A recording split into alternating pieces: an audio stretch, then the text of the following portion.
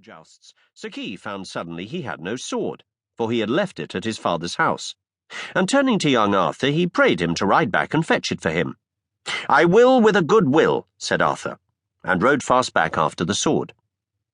But when he came to the house, he found it locked and empty, for all were gone forth to see the tournament. Whereat, being angry and impatient, he said within himself, "I will ride to the churchyard, and take with me the sword that sticketh in the stone, for my brother shall not go without a sword this day."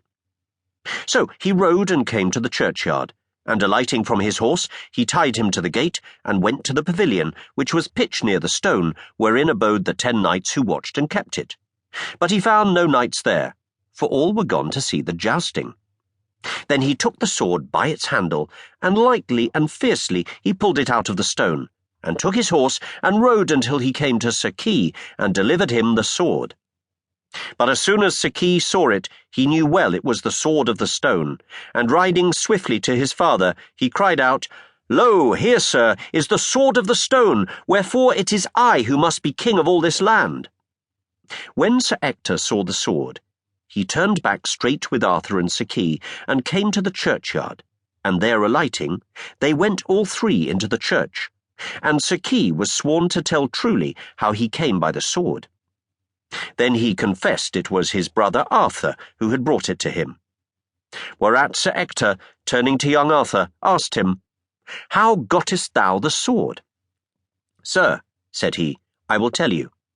When I went home to fetch my brother's sword, I found nobody to deliver it to me, for all were abroad to the jousts. Yet was I loath to leave my brother's swordless, and bethinking me of this one, I came hither eagerly to fetch it for him, and pulled it out of the stone without any pain." "Then," said Sir Ector, much amazed and looking steadfastly on Arthur, "if this indeed be thus, 'tis thou who shalt be king of all this land, and God's will have it so. For none but he who should be rightful lord of Britain might ever draw this sword forth from that stone. But let me now with mine own eyes see thee put back the sword into its place, and draw it forth again."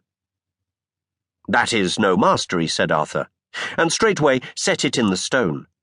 And then Sir Ector pulled at it himself, and after him Saki with all his might, but both of them in vain.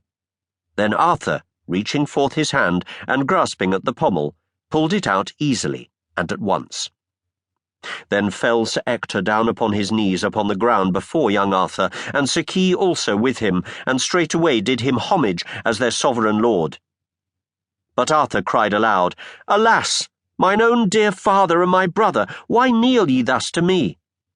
"Nay, my lord Arthur," answered then Sir Ector, "we are of no blood kinship with thee, and little though I thought how high thy kin might be, yet wast thou never more than foster-child of mine." And then he told him all he knew about his infancy, and how a stranger had delivered him with a great sum of gold into his hands to be brought up and nourished as his own born child, and then had disappeared. But when young Arthur heard of it, he fell upon Sir Ector's neck, and wept, and made great lamentation. "For now," said he, "I have in one day lost my father, and my mother, and my brother." "Sir," said Sir Ector presently, "when thou shalt be made king, be good and gracious unto me and mine."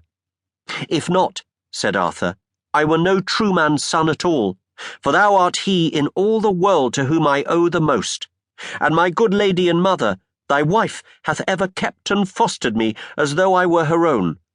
So if it be God's will that I be king hereafter, as thou sayest, desire of me whatever thing thou wilt, and I will do it, and God forbid that I shall fail thee in it." "I will but pray," replied Sir Ector, "that thou wilt make my son Saki, thy foster brother, seneschal of all the lands." "That shall he be," said Arthur, "and never shall another hold that office save thy son while he and I do live." Anon they left the church and went to the archbishop to tell him that the sword had been achieved. And when he saw the sword in Arthur's hand, he set a day and summoned all the princes, knights, and barons to meet again at St. Paul's Church and see the will of heaven signified. So when they came together, the sword was put back in the stone, and all tried, from the greatest to the least, to move it. But there before them all, not one could take it out.